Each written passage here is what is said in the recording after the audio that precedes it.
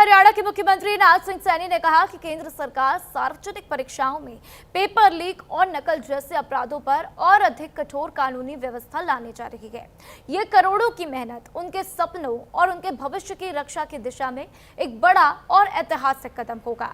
PM Narendra Modi भविष्य की आवश्यकताओं और देश के युवाओं के हितों को ध्यान में रखकर निर्णय लेते हैं, ये बात भी उन्होंने कही है।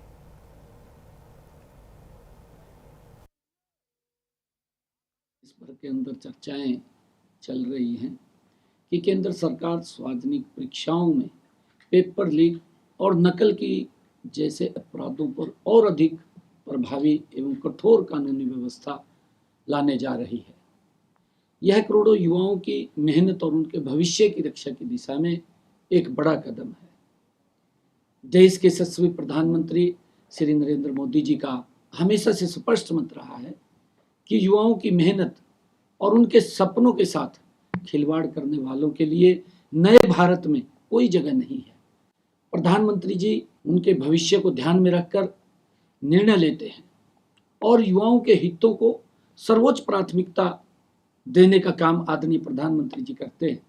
मुझे पूरा विश्वास है उनके नेतृत्व में पेपर लीक माफिया और नकल गिरोह युवाओं का भविष्य लूटने वाले किसी भी व्यक्ति को बख्शा नहीं जाएगा।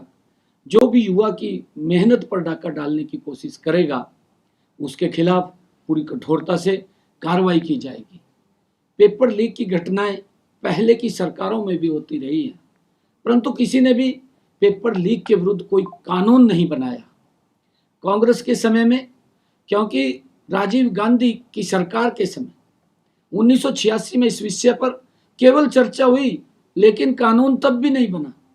सरकार ने इसे नहीं बनाया। 2024 में देश के यशस्वी प्रधानमंत्री आदरणीय नरेंद्र मोदी जी के नेतृत्व में इस विषय पर कानून बनाया, जिसको अब और भी मजबूत बनाया जा रहा है। हरियाणा में भी हमारी सरकार ने पहले ही बिना पर्ची बिना खर्ची के संकल्प को धरातल पर उतारा, पारदर्शी और मेरिट आधारित भर्ती व्यवस्था स्थापित की है। यदि केंद्र सरकार इस दिशा में और सख्त कानूनी कदम उठाती है तो निश्चित रूप से पूरे देश के युवाओं का परीक्षा व्यवस्था पर विश्वास और मजबूत होगा। मुझे पूरा विश्वास है कि प्रधानमंत्री श्री नरेंद्र मोदी जी के नेतृत्व में युवाओं के हित सर्वोपरि रहेंगे और उनकी मेहनत के साथ खिलवाड़ करने वालों के खिलाफ हर आवश्यक कदम उठाया जाएगा। आदरणीय प्रधानमंत्री जी जो कहते हैं उसको पूरा करते हैं और मुझे, क्योंकि ये कैबिनेट के अंदर ये विषय आया, कैबिनेट ने उसके ऊपर मुहर लगाई, अब लोकसभा के अंदर ये बिल आएगा जिससे कि हमारे युवाओं को और उनके अधिकारों को सुरक्षा मिलेगी।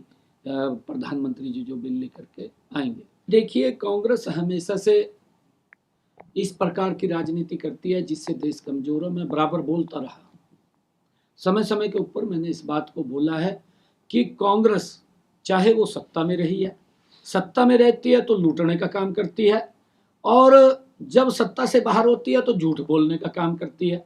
ये लगातार देश को कमजोर करने का काम ये कांग्रेस पार्टी करती है। दूसरे के ऊपर आरोप लगाते हैं। जो इसके इंडी गठबंधन के लोग हैं वो भी इसी प्रकार के हैं, क्योंकि जब उनका मुखिया इस प्रकार का है तो चिल्ले चपाटे तो फिर उसी प्रकार की बातें करेंगे। अभी अगर आप पंजाब की बात देखें, पंजाब के अंदर भी अब राहुल गांधी को दिखाई नहीं दिया, मेरे ख्याल से राहुल गांधी को सुनाई नहीं दिया होगा, इंडी गठबंधन के नेताओं को दिखाई नहीं दिया। यहाँ पर सिसोदिया ने कहा पंजाब के अंदर कि अगर हमारे यहाँ पेपर लीक होता है मैं उसी दिन अपने शिक्षा मंत्री का इस्तीफा ले लूंगा।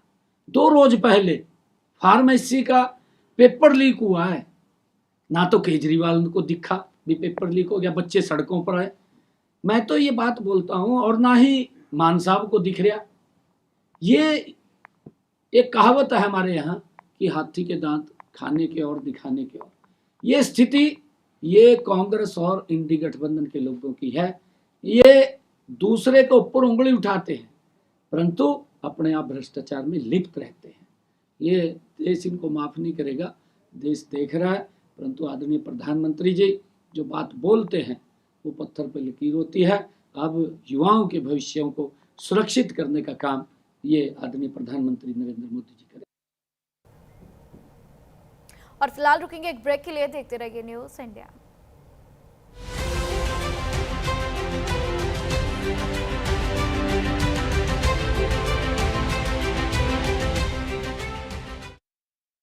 यशस्वी प्रधानमंत्री श्री नरेंद्र मोदी जी